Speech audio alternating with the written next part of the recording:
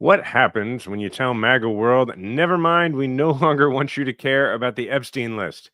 The Trump on again, off again, will they or won't they with tariffs and trade deals continues while his former partner in repugnancy, Elon Musk, threatens to start a third party. Ravi is out this week, so I'm joined once again by one of our favorite guest co-hosts, Stephen Webber. In addition to being one of my closest friends, is a Marine infantry veteran who served 2 tours in Iraq, the former chair of the Missouri Democratic Party, the current communications director for the Missouri AFL-CIO, and the current state senator representing Boone County, Missouri. In about 45 minutes, we'll talk to Danielle Butterfield, the executive director of Priorities USA, about new polling regarding Trump's big, terrible budget bill. Welcome back to the podcast for the 54% of Americans who regularly vote for progress in every election and want to convince their friends and family members to join a majority. This is Majority 54. Stephen, how you doing? I'm doing well. Thanks for having me. It's good to be back. Awesome. Always good to have you. All right. Now we just get straight into this. The DOJ and the FBI have concluded that Epstein had no client list and that he died by suicide. Let's start with, I'm guessing you and I have been probably two of the least interested humans in the Epstein list, being that I don't think either of us are on it.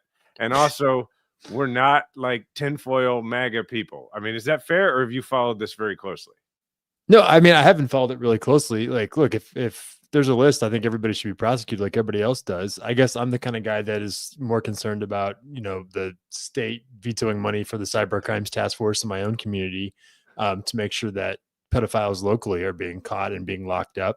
And so, the fact that everybody cares about a celebrity one is rather than ones in their own hometown is always been a little bit confusing to me. But that's fair. There's plenty of sex predators, quite frankly, in politics and much less in every community across America that people can be focusing on arresting and prosecuting. And I would, prioritize that. But it's been an issue that MAGA has been riled up about for a long time. And they're been completely convinced that, Democrats have been hiding the list for some reason. And now it's kind of coming home to roost for him. Yes. So well said. So for context for everybody, President Trump's Justice Department and FBI have concluded that they have no evidence that convicted sex offender and disgraced financier Jeffrey Epstein blackmailed powerful figures, kept a client list, or was murdered, according to a memo detailing the findings obtained by Axios. They released video that they say indicates no one entered the area of the Manhattan prison where Epstein was held the night he died in 2019. So why this matters? The findings represent the first time that Trump's administration has officially contradicted conspiracy theories about Epstein's activities and his death. Theories that had been pushed by the FBI's current top 2 officials before Trump appointed them to the Bureau. As social media influencers and activists, Kash Patel, who's now the FBI's director, and Dan Bongino, who's now the deputy director, were among those in MAGA world who questioned the official version of how Epstein died.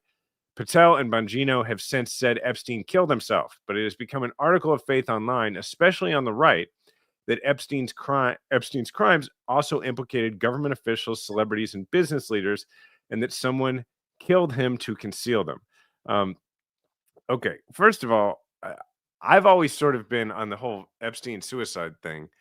The common sense of it all was like, this was a guy who was, a guy like in New York. He was like the man. He had all these friends. They all used to go on his nasty jet and all this stuff. And he was well thought of, and every party he went to, he was the guy. And then he found himself in prison, absolutely going to be convicted of something that was, the kind of thing that even in prison, people are like, you're disgusting, man. Like no one wants to be, no one wants anything to do with you. It always made sense to me that the dude killed himself. I mean, right? It's not an illogical act if you're in that situation. Exactly. It's kind of like, yeah, that makes sense. But I want to go back because it's not just Trump breaking with conspiracy theorists. It's Trump breaking with is people breaking with themselves, right? This is JD Vance had said that as vice president that he thought the list should be released. The attorney general said that she had a copy of it on her desk. This was a couple months ago. They did a whole big thing with right-wing social media influencers where they brought him to DC and they gave him these binders that said, Epstein binders. You flash some pictures of it on the screen, part 1, and they were all waving it around social media. So this is not a situation where it's like, oh, there's these outside forces that have been talking about it, and now Trump is in there. He's like, oh, it turns out it's not true. They've been fanning the flames from inside the White House the entire time until really a couple weeks ago, right? So this is not so much a break with other people as it is a break for something they themselves have. Like the Attorney General said, it's on my desk right now, and now she says it doesn't exist. So that's where like the conspiracy folks are. They're at some point, like if the Attorney General tells you she has it, like you'd be crazy not to think that she doesn't have it, right? Yeah. Yes. Yeah. No, it's a great point. I mean, I think, didn't she even say like, yes, there are people on the list who you would know? I think she said something like that. And like, it's going to be big news. It was. Yes. So this is not there's plenty of random Twitter bots that are saying this, but this has been fueled by the highest levels of the government. This has been fueled by MAGA in chief himself. And so that's why everybody, and for context, Elon Musk, said a couple weeks ago that Trump was on the list, and all of a sudden, then the list has quote disappeared. This is what happens, and this can be said about everything we talk about today and everything that you talk about with the Trump administration. This is what happens when you have no basic ideology or a basic goals that you're trying to accomplish, and all you're trying to do is win the next couple hours at all costs, no matter what, over and over and over again. So it made sense for Trump a month ago, or the Attorney General, 6 weeks ago, to win the day by saying, oh, I have it on my desk. And everybody can be like, yeah. They're literally just trying to win the next couple hours. And they're doing that whether it's a healthcare bill, right, that rewrites our entire healthcare system in this country for the next decade. They're doing it to try to win July 4th.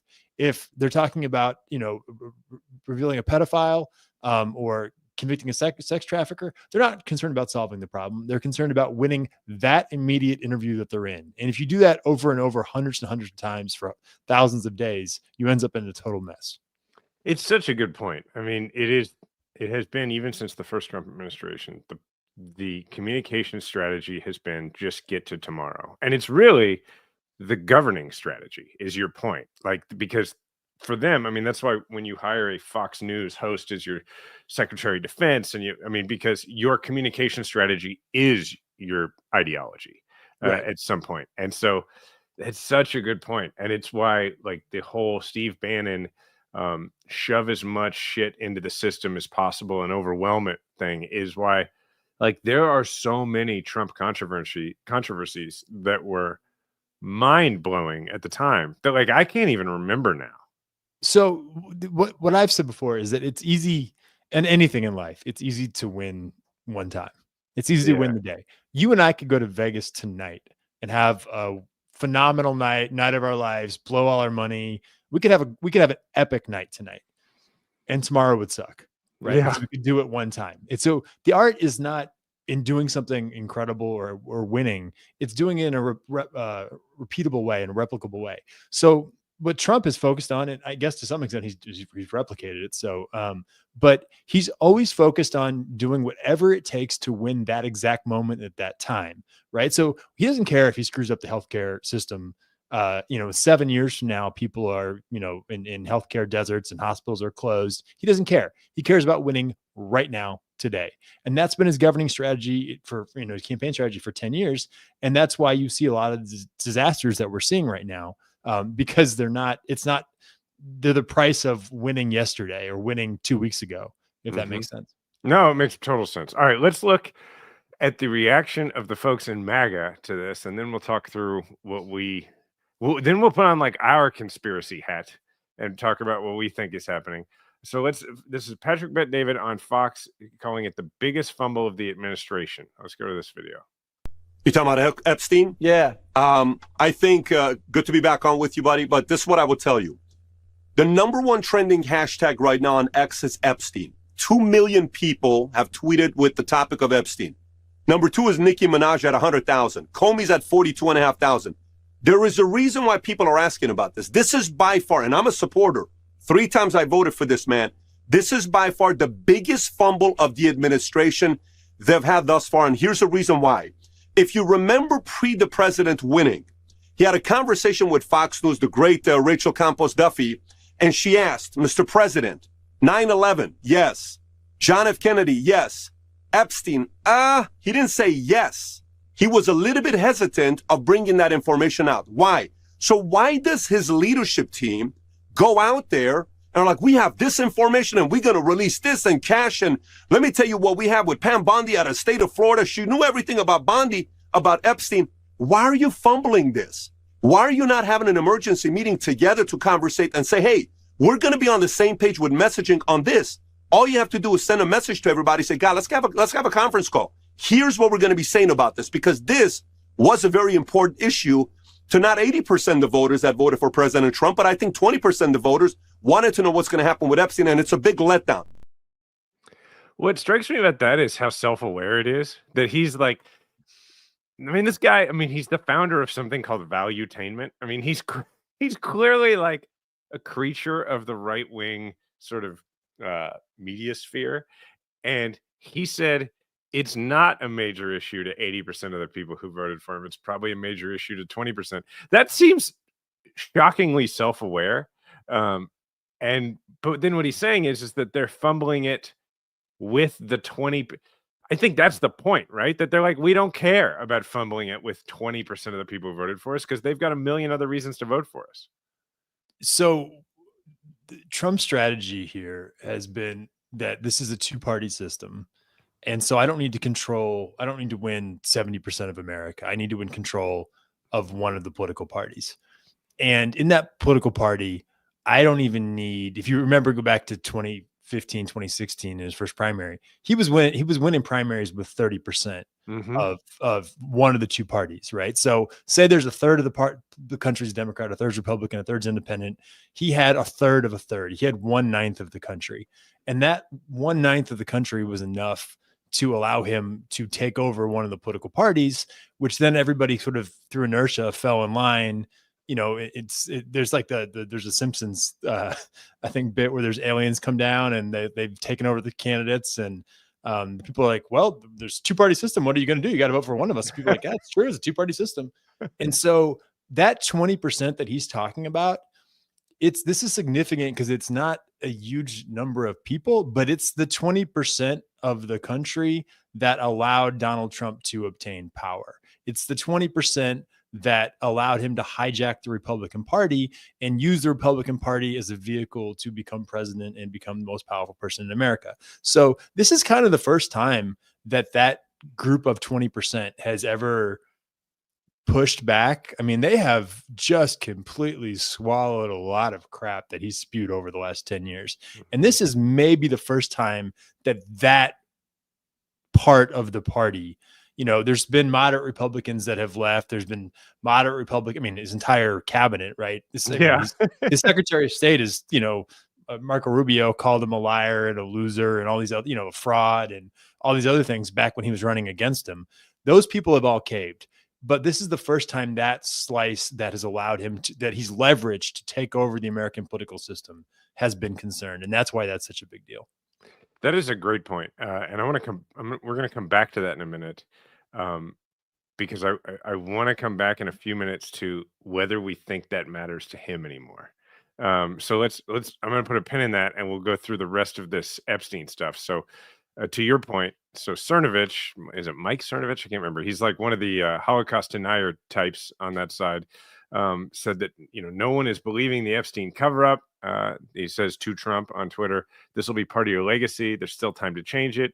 An account called End Wokeness, which I assume is a very influential account on the right, said the administration is handling Epstein in the worst way possible. Bad look. We know that Elon Musk continues to agitate. You know, he had this tweet where he said, how can people be expected to have faith in Trump if he won't release the Epstein files? You know, and we know that a lot of this was sparked by Trump saying, like, when they were in a spat, they were on a break, and he said Trump's on the list. And now we go to Trump's response. Let's play this video of him snapping on a reporter when he was asked about it yesterday during a cabinet meeting. Sure. Your memo and release yesterday with Jeffrey Epstein, it left some lingering mysteries. One of the biggest ones is whether he ever worked for a American or foreign intelligence agency. The former labor secretary, who was Miami U.S. Attorney Alex Costa, he allegedly said that he did work for an intelligence agency.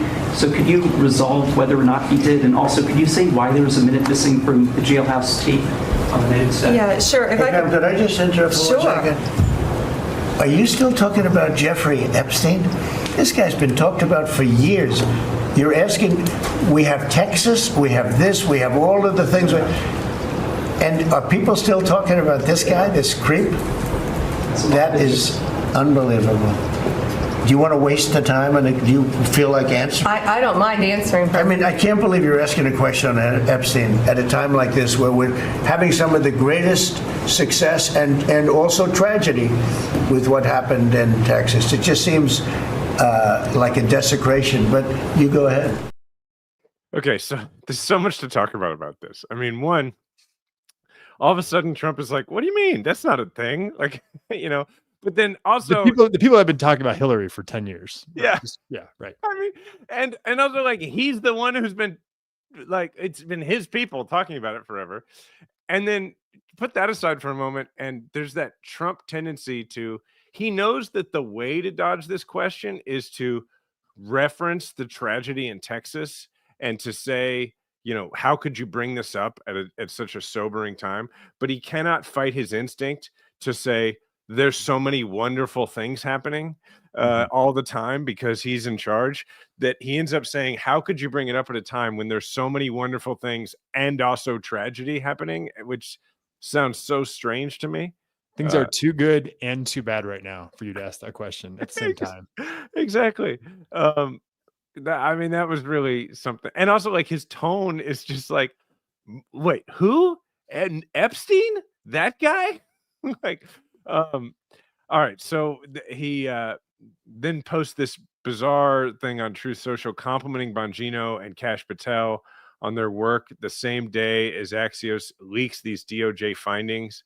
And then he announces an FBI investigation into John Brennan and James Comey, which I assume is meant as, don't you think is a distraction here?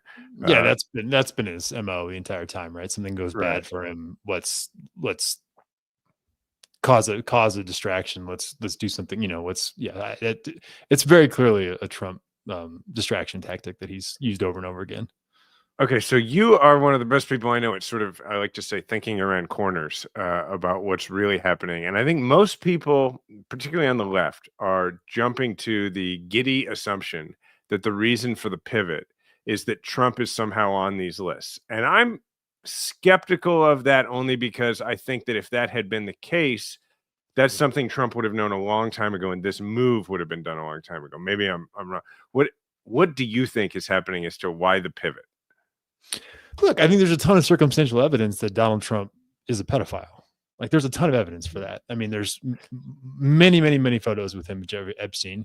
There's Elon Musk saying that he's on the list. There's a conviction in civil court for him for sexual assault. So an American jury has decided. These are great points. Please continue. that he's a sex predator. Yeah. I mean, that there's other people who have accused him of this. I don't want to get like the political stuff aside. Like, we're dealing with a very serious topic of people, children that were systematically abused and raped. And so I don't want to just gloss over the horror of what's being talked about.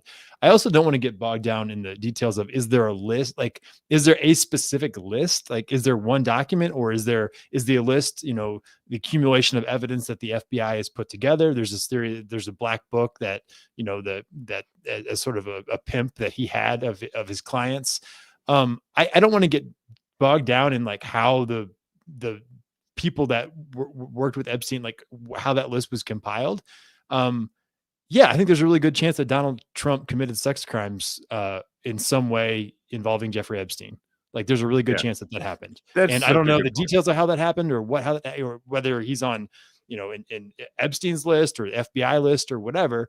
But yeah, there's a lot of circumstantial evidence for that. And he's acting There's a lot of, you go Shakespeare, he doth protest too much. You can go, rural colloquialism like the hit dog hollers, whatever.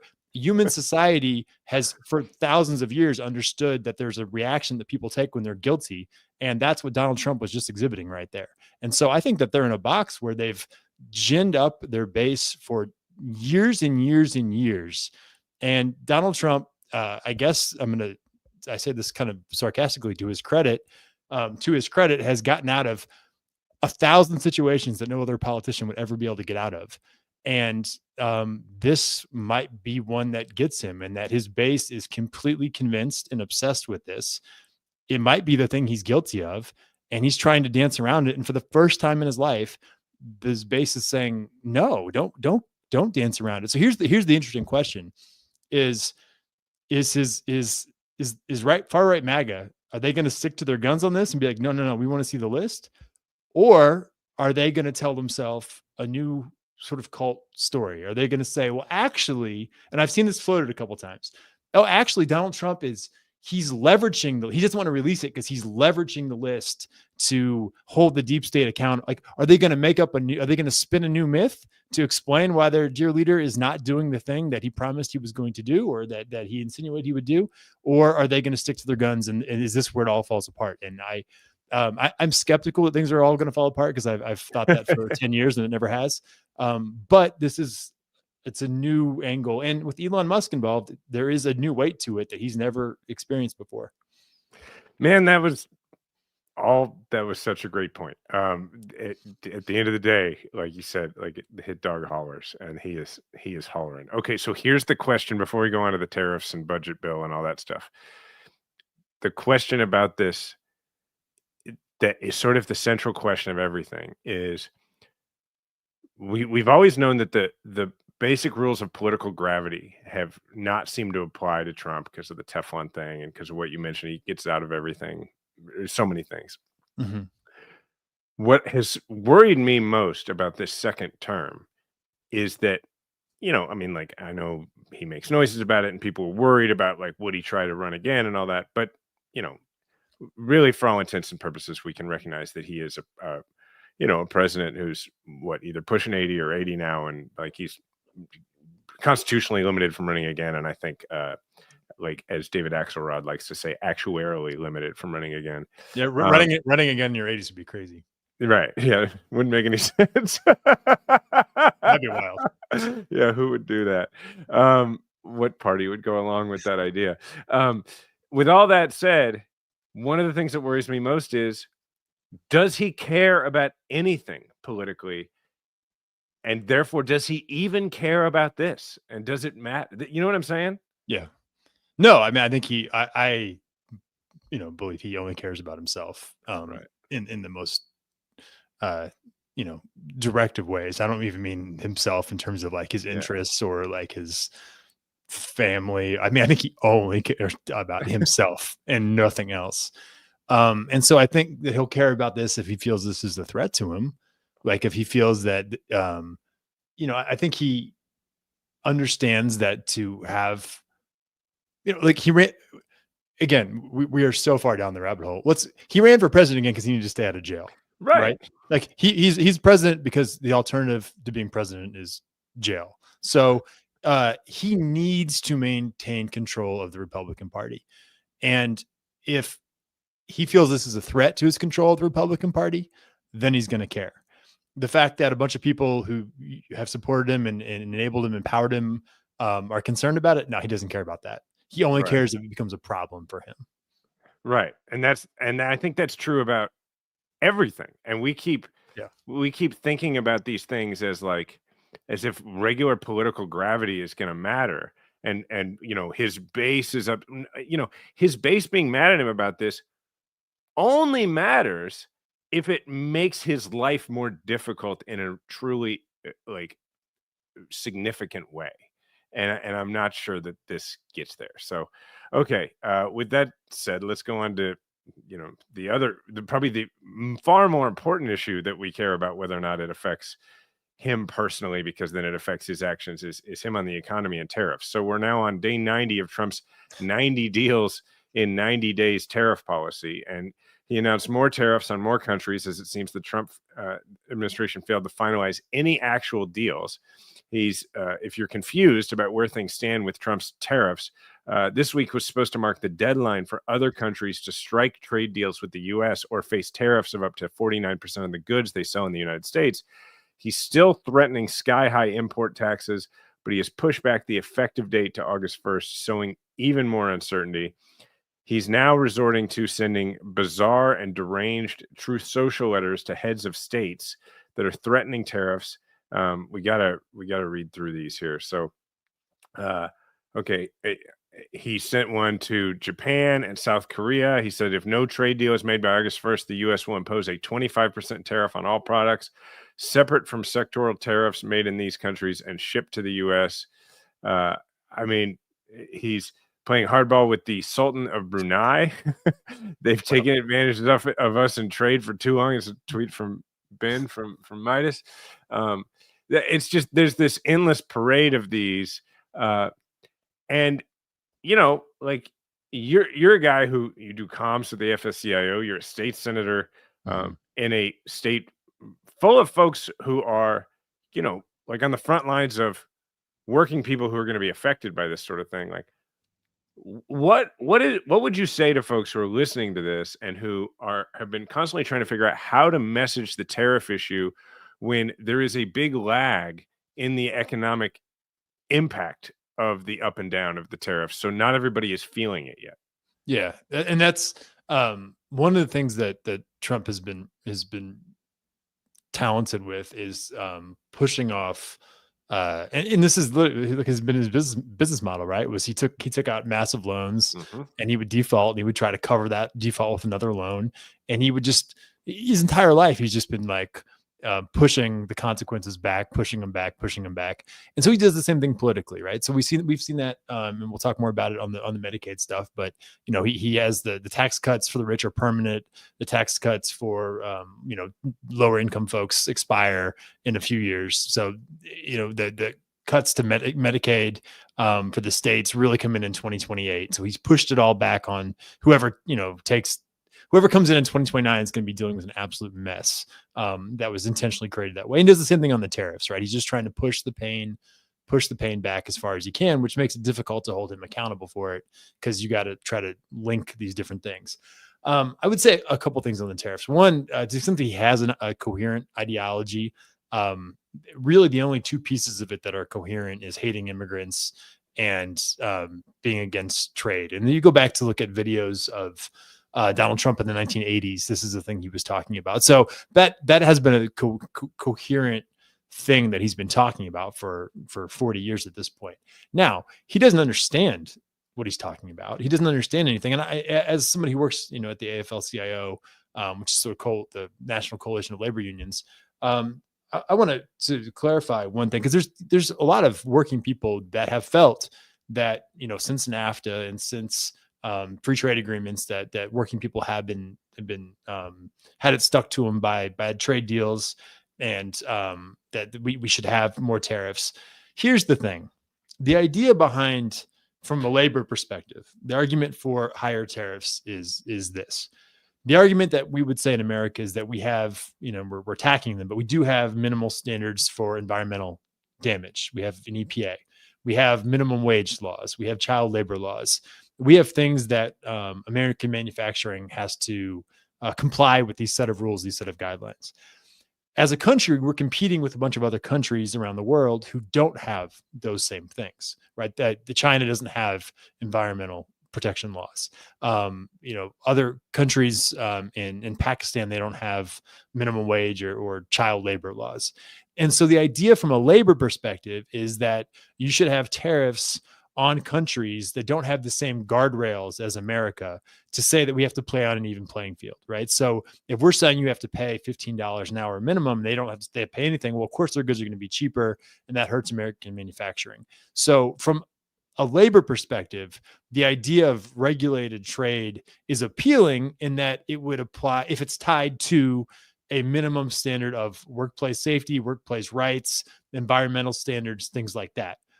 That's not what Trump's doing. Trump Right, is just right. doing chaos. Trump is just saying, you 40%, you 20%. Oh, you hired my friend, so I'll knock 5% off for you. It gets complete chaos. It's not tied to anything. There's no strategy to it. There's no end game to it. And so from a labor perspective, it's really damaging because it's actually hurting jobs, right? It's difficult for an American manufacturer to import steel if they don't know what the price they're going to be paying August 1st is. And so what he's done is he's taken something that labor was interested in or said, hey, we do want to have more equitable trade deals. And he's kind of hid behind that, but he's not doing that. Does that make sense? It's a perfect way to describe it. I really appreciate that. Yeah. Now, there are some indicators that it's starting to affect things. The Amazon Prime Day spending was down 14% in early hours, as compared to 2024. Online shopping saw the biggest slowdown in over a decade as tariffs disrupted e-commerce. There are beliefs like from CNBC that Trump's trade war and his tariffs policy are contributing to the first widespread pullback in online category growth in over a decade. Most major product categories are experiencing significant declines in consumer buying, with grocery one of the only exceptions. And inside America's department stores, according to CNBC, tariff-triggered price hikes are picking up, and the tracking of recent price hikes in apparel, footwear, and bags across major U.S. department store chains show the accelerated impact of the tariffs. But to your point, none of that, it appears so far, is significant enough to be felt in a way where people are attributing these price hikes to the tariffs in a significant way in public opinion. And I think your point is that that's because Trump has figured out how to continuously push back the consequences. And maybe we'll be able to do that for the duration of, at least to the midterms, maybe. Well, I think their goal is to get through the midterms, right? And then Yeah. it's, some of the cuts don't take place till after the midterms. But let me give you another example of why maybe we haven't seen it. So the impact is as on the economy as strongly as we, I think, ultimately will. I've, made is probably too strong a word, but I've strongly encouraged and successfully coerced almost everybody who's super close to me in my life to get a new car. When Trump won the election, I basically braided my campaign manager, now chief of staff in the Senate, to get a new car until she did. My girlfriend got a new car. I bought a new car. Everybody in my life that I had some involvement in their personal life, I have encouraged to get a new car in the last 6 months, because I think the prices of cars a year from now are going to be a lot higher than they are today.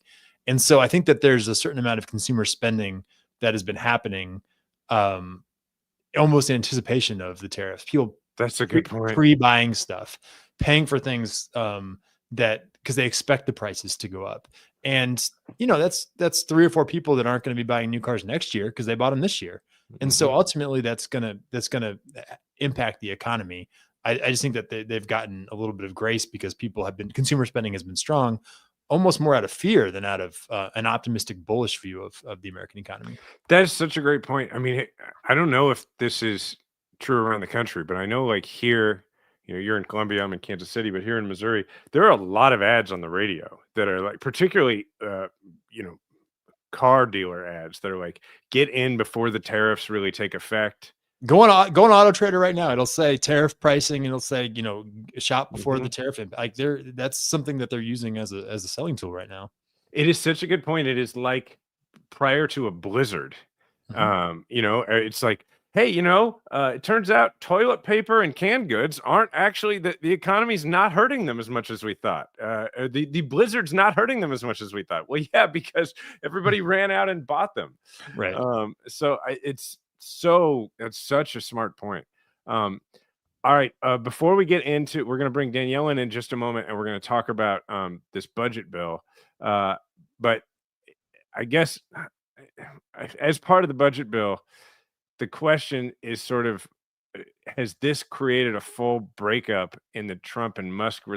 I hate that we do spend so much time on these two dorks, as if they're like, Brad and Angelina. But I think it does really affect this is the richest man in the world and the president of the United States in an on again, off again fight, to the point where Musk is threatening to launch a third party. Uh, I often turn to you as somebody who has sobering, like, and which is interesting because you don't usually turn to an actual elected official for somebody who's like close to the ground truth of what's happening. But I do usually turn to you because you are, you know, you work with people who work for a living and you represent, the middle of Missouri in the state Senate. I guess my question is, how much does this matter? And if it does, how does it matter? Somebody said for years, people would say that online's not real life, right? Like Twitter's not real life. Facebook's not real life. And at some point that changed and online became real life. And Twitter, as despicable as it is actually real life. And I should point out to the people listening that like you are a Democratic state senator who is, to my knowledge, doesn't have a Blue Sky account, doesn't use your Instagram for much other than I have one, but I don't ever use Blue Sky. Okay. No, I don't. Yeah, I don't. Okay. Your Instagram is mostly pictures of your dogs, but you are very active on Twitter still. Or X, whatever. Far less than I used to be. Yeah, far less but like than I used that's to be. But your main social my main media one, right. communication, Right. and that's a choice you've made. So with that said, like back to what you were saying about online actually becoming the reality in a way. Yeah, and I go back and forth on Twitter all the time about should I disconnect versus like sort of staying where people are and using it for information in terms of reporters and things like that. But when I say it's real life, I mean Elon Musk is, and I cannot condemn him enough. I cannot express my disdain for him enough. I think, and I cannot stand him. The guy's got power. I don't like that he's got power, but he does. And I think he spent around $250 million at the end on Trump. I mean, like a game-changing amount of money. So yeah, it's a big deal. And I agree with you. It is stupid. It's in many ways it is a celebrity feud. It should be like a Hollywood gossip thing, but it's actually about the biggest political spender and the president of the United States. And so that makes it a big deal. As much as I hate that it's a big deal, it is a big deal. And Musk does, I think you can argue Musk is the reason Trump became president. I mean, you can argue $250 million in spending and the way he changed, Twitter and for the negative in terms of bots and algorithms did have an impact on the election. Whether he spends for or against Trump in the midterms will have an impact on the midterms. It's not the only thing. And I'm not saying like we should, we just like fall into that, and I'm not saying we should welcome Elon Musk back and none of that. I'm just saying it will have an impact. And the fact that these two are fighting is a problem for, quite frankly, both of them. And it's also inevitable. It's the impact of not having any political beliefs, right? Like AOC and Nancy Pelosi have different views of the world. They're different generations. They're from different coasts. They would probably pass different legislation if they could just do whatever they wanted. But when the Democrats had a very slim majority in 2021, 2022, they worked together and they passed a lot of things out of the House floor. And Biden had a very successful first 2 years because at the end of the day, they do have an ideology. They are trying to achieve something. They are trying to make certain things happen. And so that caused them to work together. When you have two people like Musk and Trump who have really no ideology other than their own self-interest and themselves, conflict is inevitable. It's such a good point. And so it begs the question of like, since Musk only cares about himself and seems to only be interested in politics like every fifth day, and then he gets super. I think that there are a lot of liberals listening to this right now that are going, "Oh my God, he's going to start his own party, and then that's going to split everything." I think we should probably manage our expectations about that. Yeah, I recall a night very distinctly, and I don't want to bring up a sore subject, but in 2015, 2016, you and I watched all the presidential debates together at your house. And I remember Trump saying ridiculous things. We were both running for the Senate at that time. I was running for state Senate. You were running for U.S. Senate. And I remember laughing and thinking, oh my God, this is how Democrats sweep things. And no, it was bad enough that I was like, congratulations, Senator. And you were like, congratulations, Senator. I remember it very well. Yeah. And so I say this as we are OGs and not, and being, expecting things to crash and then not. And so we are I will never think, oh, we've got him now. I'll never think, oh, it's all going to go falling apart.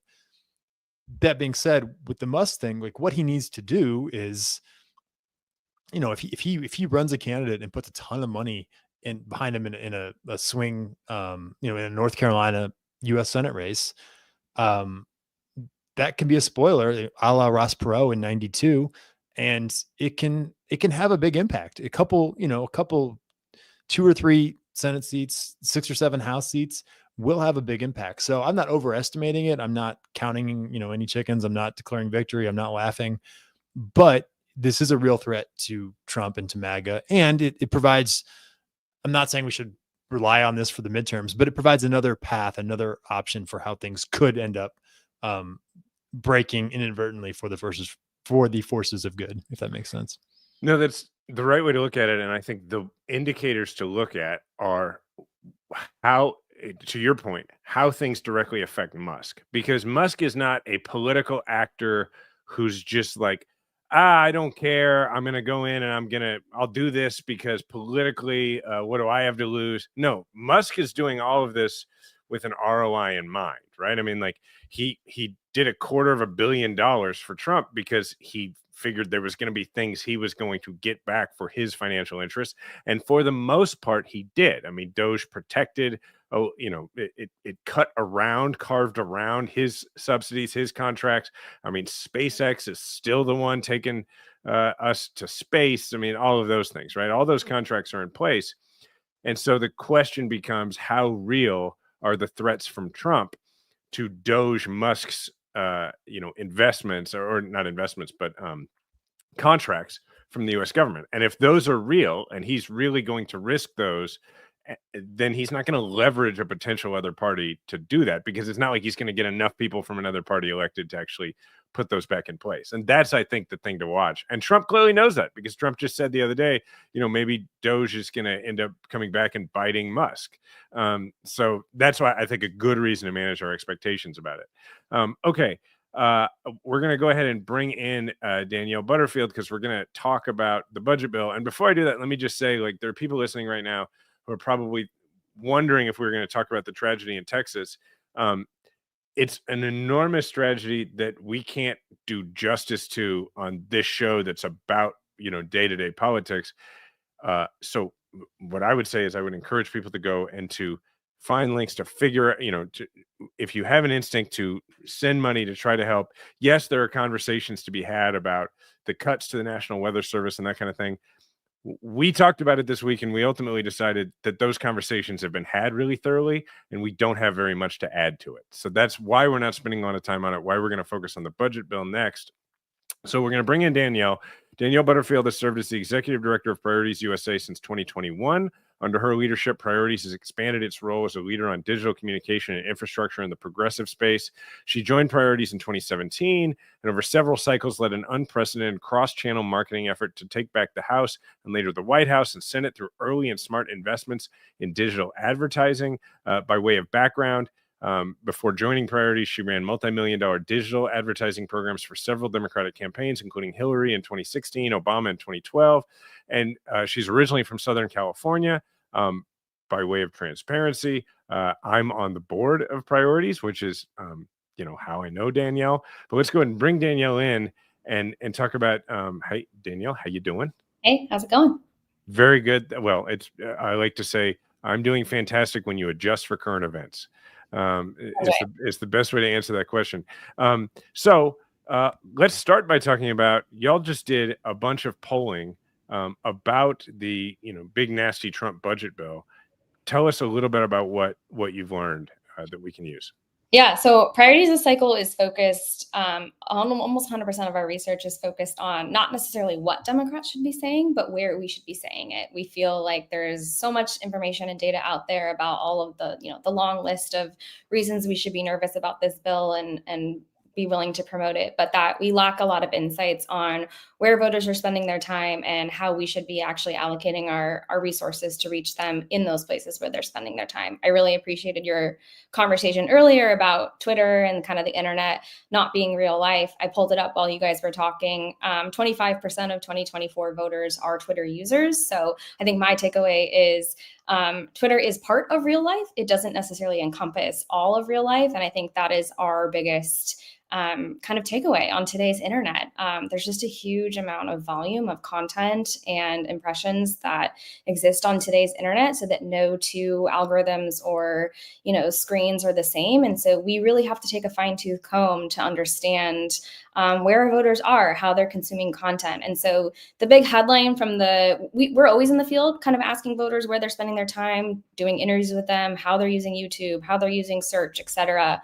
We decided a couple weeks ago to ask them about awareness of the bill going through Congress. And unsurprisingly, only half of voters were actually aware of anything going on in the bill. The other half is super unaware. In fact, of the 50% of voters that did have some level of awareness of the fact that there was a Medicaid bill going through Congress, only 40% of them could name anything specific about it. So we certainly, have an uphill climb as far as communicating the impacts of this bill. Our research has a ton of other helpful, colorful insights as far as kind of where voters are spending their time, including this podcast network. I think the folks that are listening to this podcast, we dug into that, and they're hyper aware of what's going on in the bill. But unfortunately, that doesn't necessarily translate to the voters that we're going to need to reach to win in the midterms. So something that you and I have talked about in the past, and you're alluding to it now, is that as Democrats, we tend to still be stuck in a way of thinking about messaging, like people at the top of the party, as what are we saying, and to your point, versus where we're saying it. So and that tends to manifest in ways like, what are we saying in our ads, and what are our talking heads saying when they go on MSNBC or CNN? And I think you come from a point of view, as we've talked about before, that has probably never mattered less than it does right now. Yeah, absolutely. I mean, I think my instinct in kind of trying to understand where voters are at with this bill and its awareness is like I think our party's instinct is to call up a pollster and ask, like, hey, what's resonating, what's breaking through? And it's like, actually, the other day, I was like, team, let's send a DM to 100 of our most of our creators that we've been working with over the last 3 years, and ask them what they think is resonating, what's breaking through. They've got a better finger on the pulse of kind of what's going to resonate in their internet feeds. And it's not like I'm saying we can't listen to polling. I'm saying we need to diversify the places that we look to listen to the voters and to kind of gain an awareness of what's breaking through with them and what's kind of sticky with them. I also like to think about it. I think everything we do is ultimately marketing, but marketing has, it's not just the promotion of a product; it's also the product itself, and then where the placement. I think, to nerd out, there's 3 P's of marketing: product, placement, and promotion. We tend to spend a lot of time and money talking about the promotion, when I think in this particular situation, the product itself is really bad.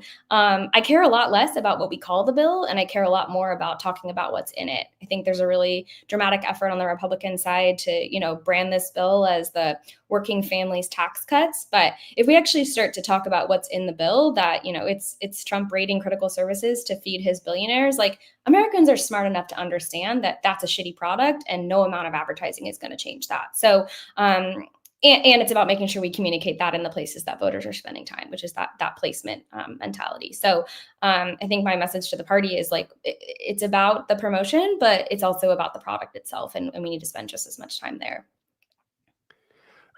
Okay, so I'm going to do something a little different. In that vein, the where people are spending their time, I was thinking about this just now. The 3 of us are a non-representative sample, right? Which is you're a political professional who's the executive director of a nationwide progressive advocacy organization. Stephen has 2 jobs where he, works. I mean, he's a state senator and he's a political professional in that he's the comms director for AFL-CIO in Missouri. And then I have this podcast, but the rest of my life, contrary to what it's been several years in my life, the rest of my life is not particularly political. And so I'm curious, where the 3 of us as a non-representative sample spend their time. For me, I don't listen to any political podcasts hardly. I do this show once a week. And then I listen to stuff that's about sports, comedy, film, that kind of thing. Stephen knows everything about the NBA, right? Like, Stephen, where do you go? Like, what news do you pay attention to? I mean, obviously, I get, Yeah. you know, I will read the New York Times article here and there, and you know, but like, Stephen, what are you consuming? And then Danielle, what do you after that? Yeah, mostly online as well.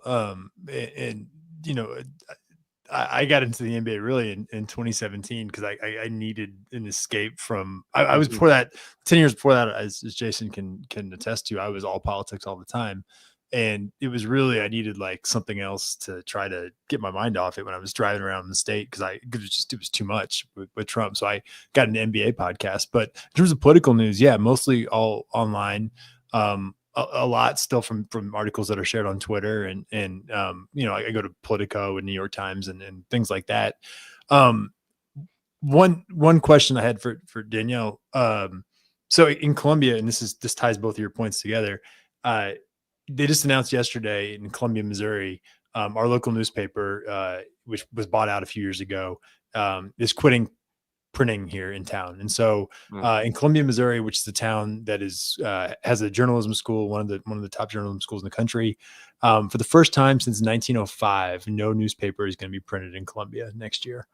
And so it's and you can really feel, and I, as somebody who was in the house for 8 years, you know, 2009, 2016, and was out for 8 years and came back, like I can physically feel the lack of local journalism and the fact that nobody's calling me and asking me about bills I filed or how I voted or going through my campaign finance reports. Can I set the stage for that a little? Like, Stephen and I were in the house together from like 09 to the beginning of 13. And it was like, I came from Kansas City where it was like, it didn't matter what I did. I had to work so hard to get the Kansas City Star to cover it all. Stephen, coming from Columbia, Missouri, he would file a bill and there'd be like 3 cameras there and like 2 newspaper reporters. And now it's not like that at all. I mean, and that is a great example.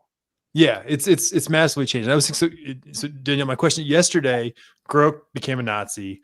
Yeah. I saw I think the ADL put out like a statement, you know, saying Groke was being anti-Semitic. And I thought in my head, I was like, in all of human history, this is probably the first time an organization has had to put out a planned statement condemning AI for being a bigot, right? And so for you, when you look at this next cycle, like so much of the rest of politics stays the same. Like raising money is a formula; it's pretty similar. You know, if you do direct mail, it's been pretty, you know. But you do in the digital space, like you don't even know what it's going to look like a year and a half from now. How do you plan out cycle to cycle, like sort of how you're going to work in that space when it's evolving so rapidly? So many thoughts. So number one, I think, Jason, to answer your initial question, I think probably the only common ground between the 3 of us and the rest of voters is that everyone these days is on YouTube. That is like by far and away the most popular platform where a vast, basically nearly 95% of voters are reachable on YouTube in today's world. There's literally thousands of people watching us on YouTube right now. So, I mean, to your point. Yeah, absolutely. But I think the point is that no 2 voters are using YouTube in the same way, right? Like, I think that the Democratic Party's natural instinct is, okay, everyone's on YouTube. YouTube is the next TV. Let's just like add YouTube to our media plans, like an extension of television. The thing is, YouTube is not, yes, people are tuning in to watch episodes of TV, but they're also using it as a search engine. They're using it to listen to podcasts. They're using it to follow their friends and family. Like, it is so many different things that if we treat it like an extension of television, we're missing the point. And so, Stephen, I think my answer to your question is, our instinct is to have best practices and to have a bunch of data to help us understand how to make decisions about how to navigate this digital landscape. That's impossible to do because it's changing so rapidly and changing so quickly. And so I really do think that the only solve is to staff our campaigns and our organizations with digital practitioners that know how to navigate this space. And, you know, I think we're pretty quick to greenlight spending money on polling. We're less quick to greenlight spending money on full-time employees or consultants that understand the internet. And I truly think that that's the only way forward, is not to just hire a digital director, but to put them at the table professional and give them just as much authority to make decisions as any other practitioner that we normally kind of put trust into. And the last point, I think there's the reality of kind of what you're talking about on the ground in Missouri. That's a result of a couple things. Number one, the profitability of smart journalism is like one of the biggest, most challenging endeavors that I think our generation is grappling with. It's nearly impossible for quality journalism to make a profit in today's world. And that's like, I think until we can get over that hump, we're all going to be struggling. I think there are really smart people in the Democratic Party who are thinking about how to solve this problem, both in the short and the long term. One of my colleagues, Charlie Ryback, worked with at Priorities in the 2018 and 2020 cycle. He's focused on basically making sure, he has this theory of the case that if we put smart digital practitioners at the table to get quality journalism out there, we can have success. And he's doing that at the local level, where he's from in Minnesota. Tara McGowan, Courier team, like they've been at this for several years now, trying to make sure that we can empower local journalism to have a role to play. But the thing I will add, yes, elections are still at the local level and local stories remain really critical, but geography is not the only way that voters organize themselves, especially on today's internet, right? Like, I think it's just as important to organize around geographic incidents and local news story. But, I think we can also be organizing gamers and people that pay attention to the NBA. There are other ways in today's society that people organize themselves, and it's important to recognize that from an organizing lens. It's a great point, and it's something you and I have talked about before, and we've talked about on the show, is like the idea that people like, Pete Buttigieg sometimes get crap from the far left for going on this show or that show, or, or like, I used to go on Bill Maher's show, and sometimes people are like, how could you have gone on? It's like, your point is you need to go where people are, because there are persuadable people everywhere. Absolutely. We just need to be like, I think our party is really risk averse, and that's really harming us in the long term. And we need to be not so afraid to be a little bit off message, as long as it means reaching a wider set of people and entering the conversation in the first place. And I give Pete and others a huge amount of credit for taking those risks. I think it's making him a better candidate. Agreed. Well said. Thank you. Where can people find you and Priorities, and what do you want them to know before you leave here? Yeah, Priorities, we've been a super PAC since the beginning of super PACs. We're really in the process of trying to rethink what does it mean to be a super PAC in today's media environment. So in addition to all the media consumption research that I just talked through, we're doing a bunch of work to really set us up to, by the time we get to the next presidential election, we want our candidate to be able to cross that finish line in a way that gets us a win. So we're really trying to rethink the role of what a super PAC should play in today's world. Priorities.org, you can sign up to learn more about our work, and we're happy to kind of talk more about all of our big ideas. Danielle, thanks for joining us. Thank you. All right. Stephen, this was awesome. I hate that lately a lot of our catching up has happened here. So we both need to make more time. The changing media landscape. This is yes. We see each other on YouTube, Yeah, that's right. It's terrible.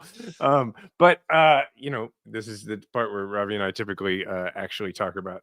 Speaking of the changing media landscape, a little behind the scenes for people listening is that for OG listeners of the show, they would know that Ravi and I usually would banter about what our week had been like at the beginning of the show.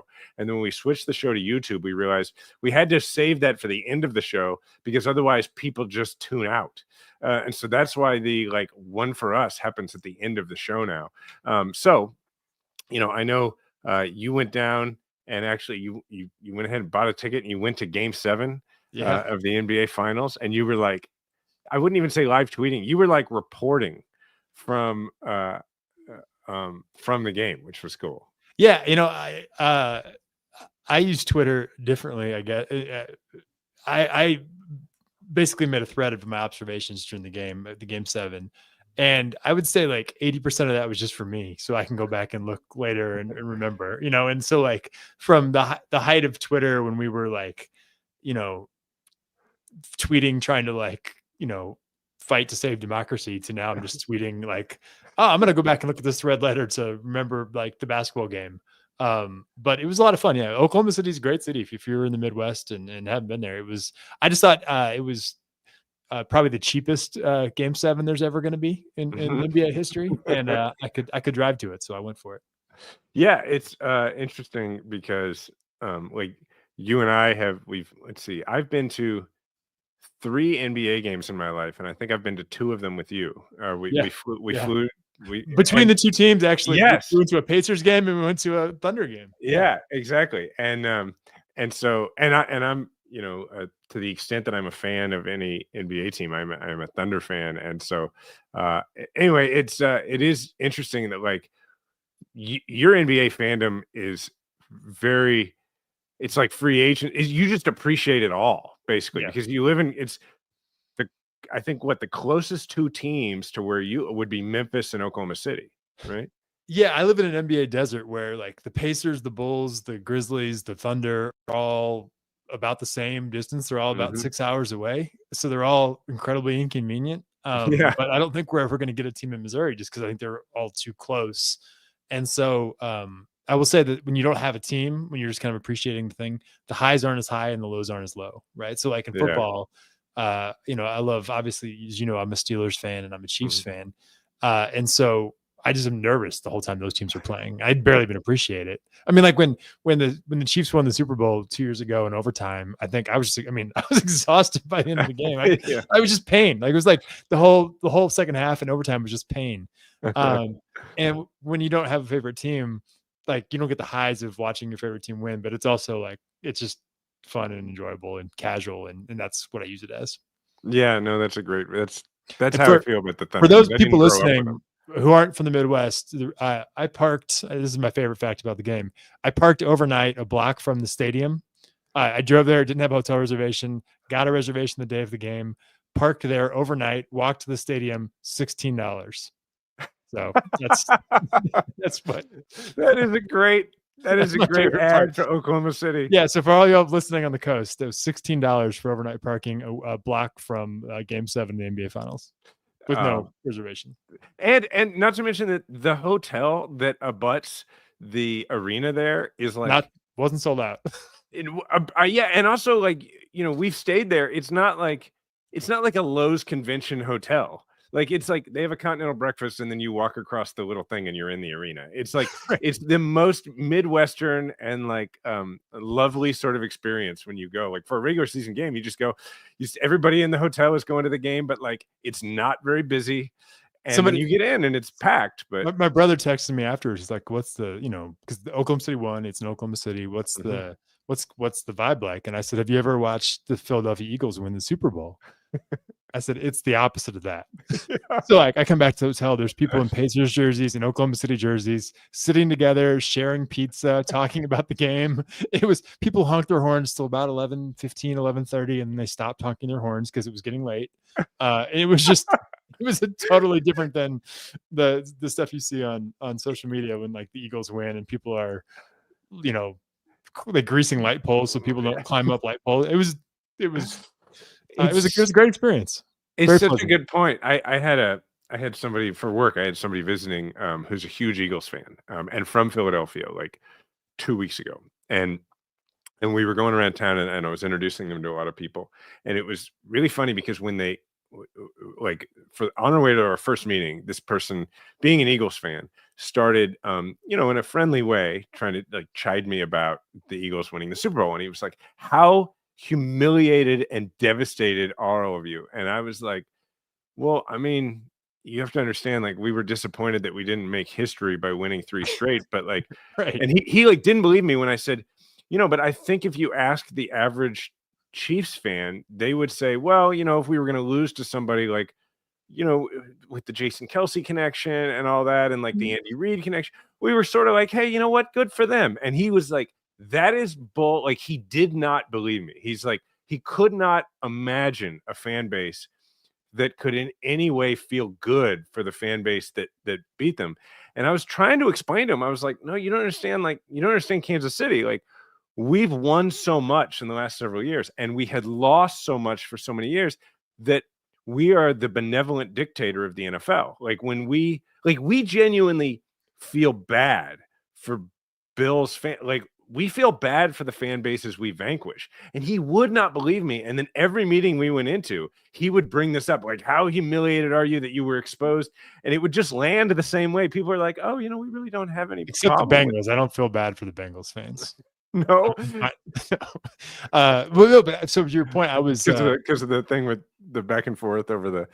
and I've been an AFC North fan for a long time. Oh, that's but, right. That's why, because of the Steelers. Yeah. When like when Tyrese Halliburton, who's the star for the Pacers, he tore his Achilles in the game, and we didn't in the audience. It's one of those strange things when you're in the audience, you don't have as The much news as the information. people at home because you're not hearing the reports. But I can tell you, everybody was genuinely upset for him, and like people in the Thunder, obviously they clearly desperately wanted the Thunder to win Game 7, but I think everybody there had the insight of like, man, Indiana's a heck of a story. Like, if we want to win, clearly, but we wouldn't be mad at these guys if they won. Like, it's expensive us, we don't want it, but like, like I said, people in the hotel I got back, they were just sitting there chilling, talking to each other, and I don't think that's probably how it goes down in Philly after No. if they lose the Super Bowl. No, it is this is a special place. So, all right, well, this was great, man. Thank you for doing this. Tell people where to find you on Twitter and anywhere else where you are to be found now. S_Webber with 2 B's, and Webber for Boone is my website if you want to learn more about me. And I just appreciate you having me on, man. Thanks for doing that. No, it's always fun. All right. Thanks, everybody. Please leave a 5-star review. You can always find me at Jason Kander. You can find Ravi at Ravi M. Gupta. He'll be back next week. Thank you to the Midas Mighty. Remember, we all have a platform. Make sure to use yours today.